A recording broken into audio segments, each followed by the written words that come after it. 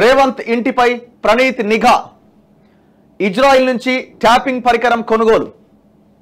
ఇది ఇజ్రాయిల్ నుంచి ట్యాపింగ్ పరికరాలు తెస్తున్నారట, సాఫ్ట్వేర్లు తెస్తున్నారట అని ఎప్పుడో 3-4 ఏళ్ల కింద చెప్పినాం మేము.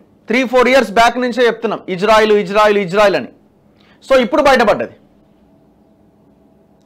ఇజ్రాయిల్ నుంచి ఒక పరికరాన్ని తెచ్చి మొత్తం ఫోన్లను ట్యాప్ చేస్తున్నారట. ఎక్కడి నుంచి వచ్చిన ఈ పైసలు? మన పైసలే. తెలంగాణ ప్రజలు ట్యాక్సులు కట్టిన డబ్బులతోని ఇట్లాంటి పరికరాలు, ఇట్లాంటి సాఫ్ట్వేర్లు కొనుగోలు చేసి జనాల ఫోన్లని, ప్రతిపక్ష నాయకుల ఫోన్లని, పర్సనల్ డేటాని ఈ రకంగా ట్యాపింగ్ చేసి ఈ దుర్మార్గాలకు పాల్పడ్డారు. రేవంత్ నివాసం సమీపంలోనే అడ్డా, ప్రతి సంభాషణ విన్న అప్పటి అధికారులు. అంటే రేవంత్ యొక్క ప్రతి కదలిక, ఆ అన్న ఊ అన్న, ఫోన్ ఎత్తిన ప్రతి మాటని విన్నారు. అది వాట్సాప్ కావచ్చు, సిగ్నల్ కావచ్చు, ఇంకోటి కావచ్చు. అంటే ఫోనే వాళ్ళ చేతుల్లోకి వెళ్ళిపోతుంది. సహకరించిన ఎస్ఐబి కన్సల్టెంట్ రవిపాల్, ఈడోడో మళ్ళా కొత్తోడు వచ్చిండు ఇప్పుడు. ఫోన్ ట్యాపింగ్ కేసులో దర్యాప్తు ముమ్మరం. సినీ, రియాలిటీ, నగల వ్యాపారుల ఫోన్లు కూడా ట్యాప్ అయినాయి. ఇదే పద్ధతిలో వ్యాపారులను బెదిరించి ఎలక్టోరల్ బాండ్లను కొనిపించి సేకరణ. చూసిరా? అంటే వ్యాపారులను బెదిరించి ఈ ఫోన్లు ముందు పెడతారు. ఇప్పుడు వాళ్ళ పర్సనల్ లైఫ్, వాళ్ళ రకరకాల వాళ్ళకు ఉండొచ్చు. వీరికి ఏం నొప్పి? వీడు వాళ్ళ ఫోన్లు ట్యాప్ చేసి నువ్వు వాళ్ళతో మాట్లాడుతున్నావు, వీళ్ళతో మాట్లాడుతున్నావు అని వాడి ముందు పెట్టి వాడిని బెదిరిస్తాడు. మరి ఏం కావాలి అని అంటే, బీఆర్ఎస్ పార్టీకి 20 కోట్ల ఎలక్టోరల్ బాండ్ రాయి, 3 కోట్లు రాయి, 4 ఇట్లా బెదిరించి పార్టీకి ఎలక్టోరల్ బాండ్ రాయించుకున్నారట. వీళ్ళని మనుషులు అందామా? అసలు వీళ్ళు ఈ పార్టీగా కొనసాగే అవకాశం ఉందా? ఈ తెలంగాణలో ఒక్క క్షణం కూడా ఈ దుర్మార్గులు నిలబడ్డానికి కూడా అవకాశం లేదు. హరీష్ రావు దంచుతున్నావుగా నిన్న ప్రెస్ మీట్, దీని మీద మాట్లాడు. కేటీఆర్ యూట్యూబ్ ఛానళ్ల మీద పడేడుస్తా ఉన్నాం కదా, దీని మీద మాట్లాడు. ఒక్కడికి నోరొస్తలేదు. ఒక్క మాట ఇంతవరకు ఫోన్ ట్యాపింగ్ అంశం మీద బీఆర్ఎస్ నాయకుడు ఒక్కడు ప్రెస్ మీట్ పెట్టి మాట్లాడింది లేదు. ఏమయ్యా వినోదరావు, అన్నిటి మీద ప్రెస్ మీట్ పెడతావుగా, మరి దీని మీద ఎందుకు మాట్లాడవు? మూసీ వంతెన కింద లభ్యమైన హార్డ్ డిస్క్లు ఈ ప్రణీత్ రావు అంటోడు తీసుకుపోయి మూసీ నదిరేసిండట. సో ఆ మూసీ వంతెన కింద ఆ హార్డ్ డిస్క్లు దొరికినాయట. మరి డేటా ఉందో లేదో. భుజంగరావు తిరుపతన్నను కస్టడీకి కోరే ఛాన్స్, కలిపి విచారించేందుకు ప్రణీత్ రావును కూడా. కర్ణాటక ఎన్నికల్లో కాంగ్రెస్ నేతల ఫోన్ కూడా ట్యాప్ చేసిరట. మన కర్ణాటక ఎలక్షన్ జరిగినాయి కదా, కర్ణాటక నేతల ఫోన్ కూడా ట్యాప్ చేసిరట. నాకు తెలిసి అరుణ్ కుమార్ అడ్వకేట్ గారు చెప్పినట్టు హైకోర్టు జడ్జిలు, సుప్రీంకోర్టు జడ్జిలు, దేశంలో ఉన్న నాయకులు అందరి ఫోన్లను ట్యాప్ చేసి పడేసినారు. ఇది దేశవ్యాప్త కేసు. ఇది అన్ని రాష్ట్రాలు రెస్పాండ్ అవ్వాల్సిన కేసు. ఇది కేంద్రం ఇమీడియట్గా రెస్పాండ్ అయ్యి దీన్ని ఈ కేసు విషయాన్ని తేల్చాల్సిన అవసరం ఉంది. ఎందుకంటే కేంద్ర చట్టాలు కూడా ఇందులో ఉన్నాయి. ఇగో, స్పెషల్ ఇంటెలిజెన్స్ బ్రాంచ్ కేంద్రంగా జరిగిన అక్రమ ఫోన్ ట్యాపింగ్ల కేసులో సంచలన విషయం వెలుగులోకి వచ్చింది. ప్రస్తుత ముఖ్యమంత్రి రేవంత్ రెడ్డి టీపీసీసీ చీఫ్గా, విపక్ష నేతగా ఉన్నప్పుడు ఆయన్ను టార్గెట్ చేసుకొని ఇజ్రాయిల్ నుంచి తెప్పించిన ప్రత్యేక డివైస్తో ఇంట్లో ఏం మాట్లాడుకుంటున్నారో కూడా తెలుసుకున్నట్లు దర్యాప్తు అధికారుల దృష్టికి వచ్చింది.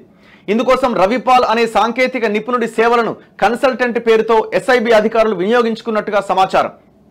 మావోయిస్టులపై నిఘా పేరుతో ఇజ్రాయిల్ నుంచి ఒక పరికరాన్ని దిగుమతి చేసుకున్నట్టుగా తెలిసింది.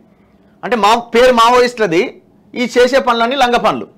నిజానికి ఇలాంటి పరికరాల వినియోగానికి కేంద్ర ప్రభుత్వం అనుమతి కూడా అవసరం. రవిపాల్ సాయంతో కేంద్ర ప్రభుత్వ అనుమతి లేకుండా ఇజ్రాయిల్ నుంచి ప్రత్యేక పరికరాన్ని తెప్పించినట్టుగా తెలుస్తోందట. అందుకే మనం అంటున్నాం కదా, కేంద్రం ఇమీడియట్గా ఇన్వాల్వ్ అవ్వాలి. ఆ దేశం నుంచి ఏ రకంగా పరికరాన్ని తెప్పిస్తారు, ఇమీడియట్గా ఒక్కొక్కరి మీద దేశద్రోహం కేసులు పెట్టాలి.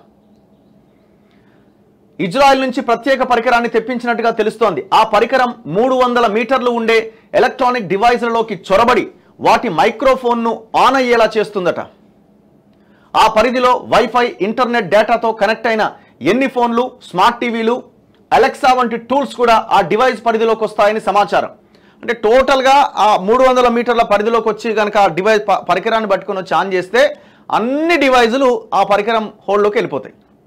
చూడండి టెక్నాలజీ ఎట్లున్నదో. జూబ్లీహిల్స్లోని రేవంత్ రెడ్డి ఇంటి సమీపంలో ఓ కార్యాలయాన్ని అద్దెకు తీసుకున్న ప్రణీత్ రావు, రవిపాల్, ఆయన కుటుంబ సభ్యులు ఏం మాట్లాడుకుంటున్నారు, ఎన్నికల వ్యూహాలేంటి, పార్టీ ముఖ్యుల సమావేశంలో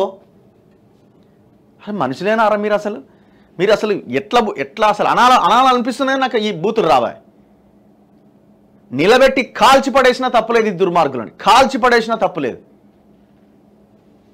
ఏం చర్చలు జరిగాయి అనే సంభాషణలను నేరుగా విన్నట్లు దర్యాప్తు అధికారులు గుర్తించారు. ఆ వివరాలను ఎప్పటికప్పుడు ఉన్నతాధికారులకు నివేదించేవారని స్పష్టమవుతోంది. ఈ నేపథ్యంలో ఎస్ఐబికి టెక్నికల్ కన్సల్టెంట్ గా వ్యవహరించిన రవిపాల్ను దర్యాప్తు అధికారులు విచారించేందుకు సిద్ధమవుతున్నారు. ఈ పరికరాన్ని ఇజ్రాయెల్ నుంచి తెప్పించి రేవంత్ ఇంట్లో జరుగుతున్న విషయాలను చేరవేసినందుకు రవిపాల్కు కోట్ల రూపాయలు చెల్లించినట్టుగా సమాచారం. ఎవడబ్బా సొమ్ము ఇదంతా? కేసీఆర్ అయ్య తాత సంపాదించిండా, లేకపోతే కేటీఆర్ అయ్య తాత సంపాదించిండా? ఎక్కడి నుంచి వచ్చిన ఈ డబ్బులన్నీ? జనం పైసలు. తిండి లేక వస్తున్న జనం ఒక వైపున, ఇంకొక వైపున ఇట్లాంటి పరికరాల కోసం కోట్ల రూపాయలు తగలబెట్టి మంది ఫోన్లను ట్యాప్ చేసినారు. ఎలా సాధ్యం? ఏదైనా సెల్ ఫోన్ను ట్యాప్ చేయాలంటే హ్యాకర్లు అందులో మాల్వేర్ను చొప్పించాల్సి ఉంటుంది. స్మార్ట్ ఫోన్స్లో భద్రతా ఫీచర్లు పెరుగుతున్నా అదే స్థాయిలో లొసుగులు ఉంటున్నాయని సైబర్ సెక్యూరిటీ నిపుణులు చెబుతున్నారు. ఒకప్పుడు టార్గెట్ ఫోన్ హ్యాకర్ చేతికి వస్తే గానీ మాల్వేర్ చొప్పించే అవకాశం ఉండేది కాదు. అయితే హ్యాకర్లు పంపే లింకులను క్లిక్ చేసినా మాల్వేర్ ఇన్స్టాల్ అయ్యే ప్రమాదం ఉంటుంది. వాట్సాప్లో ఒక ఫోటోను పంపి దాన్ని క్లిక్ చేయగానే మాల్వేర్ ఇన్స్టాల్ అయ్యేలా చేయవచ్చని వివరిస్తున్నారట. పెగాసిస్ వంటి స్పైవేర్లు వచ్చాక స్మార్ట్ ఫోన్ చేతికి రాకున్నా, ఫోటో లింకులు పంపకపోయినా టార్గెట్గా చేసుకున్న స్మార్ట్ ఫోన్లలో వాడే ఏదైనా నిత్యావసర యాప్లో లొసుగులను ఆధారంగా చేసుకుని మాల్వేర్ను చొప్పించవచ్చని నిరూపితమైందని గుర్తు చేస్తున్నారు. పైన పేర్కొన్న డివైస్ కూడా అలాంటిదే అయి ఉంటుందని అనుమానిస్తున్నారు. 300 మీటర్ల పరిధిలో ఉండే నెట్ కనెక్టివిటీ ఉన్న ఎలక్ట్రానిక్ పరికరాల్లోకి చొచ్చుకుపోవడానికి ఆ డివైస్ దోహదపడి ఉంటుందని పేర్కొంటున్నారు. పబ్లిక్ వైఫైలో ఉంటే హ్యాకర్లు కొన్ని పేలోడ్స్ ద్వారా మొబైల్ ఫోన్లు, ల్యాప్టాప్లలోకి చొరబడతారు. ఇక్కడ కూడా ఆ డివైస్ ఇలాంటి పని చేసి ఉంటుంది. ఇజ్రాయెల్కు చెందిన సంస్థలు తయారు చేసే టూల్స్ డివైస్లలో అన్ని రకాల ఆపరేటింగ్ సిస్టమ్లలో ఉండే లొసుగులు వాటిలోకి చొరబడేందుకు దోహదపడే పేలోడ్స్. అంటే ఉదాహరణకు విండోస్ 7లో మీటర్ ప్రిటర్, విండోస్ 10, విండోస్ 11లో ఇంటర్నల్ బ్లూ ఉంటాయట. ఆపరేటింగ్ సిస్టమ్ అప్గ్రేడ్ అయినా, కొత్త వర్షన్ వచ్చినా వెంటనే వాటి అప్డేట్స్ను ఇజ్రాయెల్ సంస్థలు అందజేస్తాయి. ఇక ఆ డివైజ్లను ఉపయోగించడానికి ఎలాంటి సాంకేతిక కోడింగ్ పరిజ్ఞానం అవసరం లేదు. ఇప్పుడు వస్తున్న టూల్స్ డివైజులు అన్ని గ్రాఫిక్ యూజర్ ఇంటర్ఫేస్గా, యూజర్ ఫ్రెండ్లీగా ఉంటున్నాయి అని నగరానికి చెందిన సైబర్ సెక్యూరిటీ నిపుణులు ఒకరు చెప్పారు. కర్ణాటక ఎన్నికల్లోనూ ట్యాపింగ్ అట. గత ఏడాది జరిగిన కర్ణాటక ఎన్నికల సమయంలోనూ ఎస్ఐబి కేంద్రంగా ప్రభాకర్ రావు అండ్ కో అక్కడి కాంగ్రెస్ నేతల ఫోన్లు ట్యాప్ చేసినట్టు అధికారులు గుర్తించారు. బీఆర్ఎస్ మద్దతిచ్చిన జనతాదళ్కు అనుకూలంగా కాంగ్రెస్ వ్యూహాలను, ఆర్థిక వనరులు తెలుసుకొని ఆ సమాచారాన్ని జేడీఎస్ ముఖ్యులకు చేరవేసినట్టుగా సమాచారం. కాంగ్రెస్ నేతలకు నిధులు ఎలా వస్తున్నాయి, వాటిని ఎలా పంపిణీ చేస్తున్నారు అనే సమాచారం ద్వారా అక్కడి ఎన్నికల అధికారులు దాడులు నిర్వహించినట్టుగా తెలుస్తోంది. కర్ణాటకలో పట్టుబడ్డ నగదు మొత్తంలో సింహభాగం కాంగ్రెస్ పార్టీకి చెందింది అని తెలుస్తోంది. ఇక తెలంగాణ ఎన్నికల సమయంలోనూ కాంగ్రెస్ తరపున ప్రచారానికి కర్ణాటక నేతలు కీలకంగా వ్యవహరించారు. ఆ సమయంలో కూడా వారి ఫోన్లు ట్యాప్ అయినట్లు దర్యాప్తు అధికారులు భావిస్తున్నారు. బెదిరించి ఎలక్టోరల్ బాండ్లు రాయించుకున్నారట. విపక్ష నేతల ఫోన్లతో పాటు వ్యాపారుల స్మార్ట్ ఫోన్లను కూడా ప్రణీత్ రావు ట్యాపింగ్ చేసినట్లు దర్యాప్తు అధికారులు ఇప్పటికే నిర్ధారించారు. అయితే విపక్ష నేతలకు సహకరించే రియల్ ఎస్టేట్, ఫార్మా, సాఫ్ట్వేర్ సంస్థల అధినేతల ఫోన్ ట్యాపింగ్లతో సుమారు 36 మంది దిగ్గజ వ్యాపారులతో ప్రణీత్ రావు టచ్లోకి వెళ్ళినట్టుగా గుర్తించారు. ఈ క్రమంలో వారిని బెదిరించి ట్యాప్ చేసిన వారి వీడియో, ఆడియో క్లిప్లతో లొంగ తీసుకొని బీఆర్ఎస్కు పెద్ద మొత్తంలో ఎలక్టోరల్ బాండ్స్ వచ్చేలా చేసినట్టు అనుమానిస్తున్నారు. మూసీ వంతెన కింద హార్డ్ డిస్కులట. అసెంబ్లీ ఎన్నికల ఫలితాల తర్వాత రోజు ఎస్ఐబిలో హార్డ్ డిస్క్లను కట్టర్తో ధ్వంసం చేసిన ప్రణీత్ రావు వాటి ముక్కలను అనంతగిరి అడవుల్లో పారేసినట్లు వాంగ్మూలం ఇచ్చిన విషయం తెలిసిందే. పంజాగుట్ట ఠానాకు చెందిన ఒక బృందం అనంతగిరి అడవుల్లో వెతికినా వాటి జాడ దొరకలే. అయితే భుజంగరావు, తిరుపతన్నల విచారణలో హార్డ్ డిస్క్ల ముక్కలను నాగోల్లోని మూసీ వంతెన కింద పారేసినట్లు పోలీసులు గుర్తించారు. సోమవారం ఆ ముక్కలను స్వాధీనం చేసుకున్నారు. వాటిని ఫోరెన్సిక్ ల్యాబ్కు పంపి రిట్రీవ్ చేయించే ప్రయత్నాలు చేస్తున్నారు. అయితే హార్డ్ డిస్క్ల సెక్టార్లు దెబ్బతిన్నా, అవి ఎండలో ఎక్స్పోజ్ అయినా డేటా రికవరీ అసాధ్యమని సాంకేతిక నిపుణులు చెబుతున్నారు. గత వారం ప్రణీత్ రావును కస్టడీలోకి తీసుకొని విచారించిన పోలీసులు ఇప్పుడు ఆయన ఇంకా విచారించాల్సి ఉందంటూ మరోమారు కోర్టులో పిటిషన్ వేసే సూచనలు కనిపిస్తున్నాయి. భుజంగరావు, తిరుపతన్నను కూడా వారం పాటు కస్టడీలోకి తీసుకొని ఈ ముగ్గురిని కలిపి విచారించే అవకాశాలున్నాయట. ఇగో ధమ్కీ ఇచ్చిన నిందితులు. ఈ కేసులో అరెస్ట్ అయిన అదనపు ఎస్పీలు భుజంగరావు, తిరుపతన్నలను విచారించిన అధికారులకు ధమ్కీ ఇచ్చినట్లు విశ్వసనీయ వర్గాలు చెబుతున్నాయి. తాము ఉన్నతాధికారుల ఆదేశాలను మాత్రమే పాటించామని, సొంతంగా చేసిందేమీ లేదంటూ పదే చెప్పినట్లు సమాచారం. వజ్రాల వ్యాపారులు, పారిశ్రామికవేత్తలు, సినీ ప్రముఖులు, రియల్ ఎస్టేట్ వ్యాపారుల ఫోన్లను కూడా ట్యాపింగ్ చేయాలని ఉన్నతాధికారులు ఆదేశించారా అన్న ప్రశ్నకు వీరిద్దరూ మౌనం దాల్చినట్లు తెలిసింది. కొన్ని ప్రశ్నలకు వీరిద్దరూ బెదిరింపులకు దిగినట్లు విశ్వసనీయ వర్గాలు తెలిపాయి.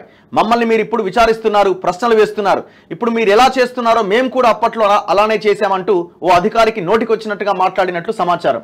వీడు భుజంగరావు అంటోడు పెద్ద ఏక్ నెంబర్ చోర్, పెద్ద ఎత్తున కబ్జాలు కథా వ్యవహారాలు ఉన్నాయి. చూడండి ఒకసారి స్టోరీ వింటుంటే ఎట్లా అనిపిస్తున్నది ఒకసారి ఆలోచించండి. ఈ దుర్మార్గులు ఇంకా ఈ తెలంగాణలో ఉండాలనా? వాడు క్యాన్సర్ వచ్చిన తర్వాత కూడా వానికి రోగం మీద వాడి బాడీ మీద కూడా ఇది లేకుండా ట్యాపింగ్ చేసిందంటే వాడు మనిషా గాడిదా ఇంకేమనుకోవాలా? 70-80 ఏళ్ళు వచ్చినాయి, బిడ్డలు పిల్లలు మనవలు మనవరాళ్ళతోని కూడా ఉండి ఉంటాడు వాడు. ఇప్పుడు అమెరికాకు పోయి ఫోన్లు చేస్తుండట.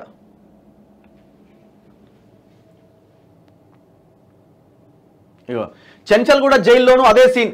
ప్రణీతరావు, భుజంగరావు, తిరుపతి అన్నను చెంచల్గూడ జైలుకు తరలించారు. వీరికి వేరు సెల్స్ను కేటాయించారు. వీరు ఎవరిని కలుసుకోకుండా ప్రత్యేక జాగ్రత్తలు తీసుకుంటున్నారు.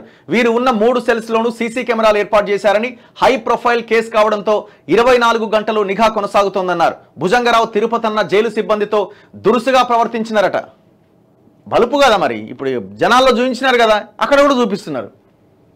మేము అదనపు ఎస్పీ స్థాయి అధికారులం, మాకు ప్రత్యేక సౌకర్యాలు కావాలి అని డిమాండ్ చేయడంతో వారు ఉన్నతాధికారుల దృష్టికి తీసుకెళ్లారు. దాంతో ఉన్నతాధికారులు అక్కడికి చేరుకున్నారు. మేము నేరస్తులం కాదు, మాపై ఫిర్యాదు వస్తే అదుపులోకి తీసుకున్నారు అంటూ వారితోనూ దురుసుగా ప్రవర్తించారు. దీనికి అధికారులు సీరియస్గా బదులిచ్చారు. జైలు మాన్యువల్స్ ప్రకారమే నడుచుకుంటాం, మీకు ప్రత్యేక వసతులు కల్పించలేం, మీ వ్యవహార శైలి సరిగ్గా లేదు అని సీరియస్ అవ్వడంతో భుజంగరావు, తిరుపతి అన్న మిన్నకుండిపోయారట. మళ్ళీ ఇంకా 4 కేసులు పెట్టాలి అవసరమైతే. టచ్లోకి ప్రభాకర్ రావు అట. ఫోన్ ట్యాపింగ్ వ్యవహారం ముదరడంతో అమెరికాలో ఉన్న ప్రభాకర్ రావు పోలీసులకు టచ్లోకి వచ్చినట్టు తెలిసింది. ఆయన అమెరికా నుంచి ఒక ఉన్నతాధికారికి ఫోన్ కాల్ చేసిందట. నేను క్యాన్సర్ చికిత్స కోసం అమెరికా వచ్చినా జూన్ లేదా జూలైలో హైదరాబాద్కు వస్తా, మీరు ప్రస్తుత ప్రభుత్వం చెప్పినట్టుగా పనిచేస్తున్నారు, నేను కూడా గత ప్రభుత్వం చెప్పినట్టుగానే పనిచేశా, మనమంతా పోలీసులం, మనం ఒక్కటి అని తాను చేసిన పని సమర్థించుకునే ప్రయత్నం చేసిందట. తమ ఇళ్లలో జరుపుతున్న సోదాలు వెంటనే ఆపాలని కోరిందట. ఇప్పుడు నువ్వే అంటున్నావు, గత ప్రభుత్వం చెప్పినట్టు నేను చేసినా, ఈ ప్రభుత్వం చెప్పినట్టు నువ్వు చేస్తున్నావు అని అంటున్నావు. మళ్ళీ నువ్వు ఆపమని ఎట్లా చెప్తావు? నువ్వు ఆపమని ఆయన ఆ ప్రభుత్వం చెప్పినట్టు చేస్తాడు, మరి నువ్వు ఆపమని ఎట్లా చెప్తావు? నువ్వు చేసిందే లంగ పని, సిగ్గులేదు? భార్యాభర్తలు మాట్లాడుకుంటే ఫోన్ ఇలా వినాలన్న కనీసమైన కామన్ సెన్స్ ఎట్లొచ్చింది నీకు?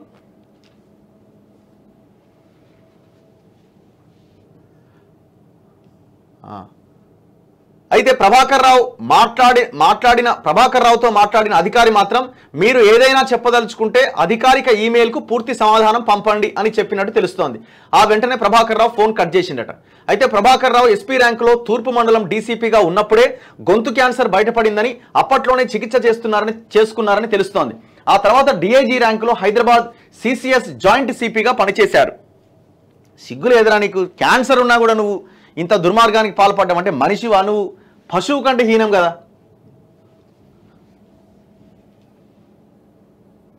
సో ఇట్లా ఈ ట్యాపింగ్ వ్యవహారము పెద్ద ఎత్తున దుమారం రేపుతున్నది. ఇమ్మీడియట్గా సెంట్రల్ ఇన్వాల్వ్ కావాలి. కేంద్ర ప్రభుత్వ చట్టాలు ఉన్నాయి ఇందులో. ఇది దేశవ్యాప్తంగా చాలామంది ఫోన్లను ట్యాప్ చేసినారు. కేవలం తెలంగాణలో ఉన్న రాజకీయ నాయకులు, జర్నలిస్టులు, ప్రతిపక్షాలు, పౌర హక్కుల నేతల ఫోన్లే కాదు, దేశవ్యాప్తంగా ఉన్న వాళ్ళకి అనుకూలంగా తెచ్చుకోవడానికి చాలామంది లీడర్ల ఫోన్లు కూడా ట్యాప్ చేసినారు. ఈ లిక్కర్ స్కామ్లో ఫోన్ ట్యాపింగ్ వ్యవహారం దీనికి లింక్ ఉన్నది 100%. కవితకి అనుకూలంగా అసలు అక్కడ ఏం జరుగుతున్నది అయితే నాకు తెలిసి కేజ్రీవాల్ ఫోన్ ట్యాప్ చేసి ఉంటారు. ఈ సౌత్ గ్రూప్లో ఉన్న ప్రతి ఒక్కరి ఫోన్లు ట్యాప్ చేసి ఉంటారు.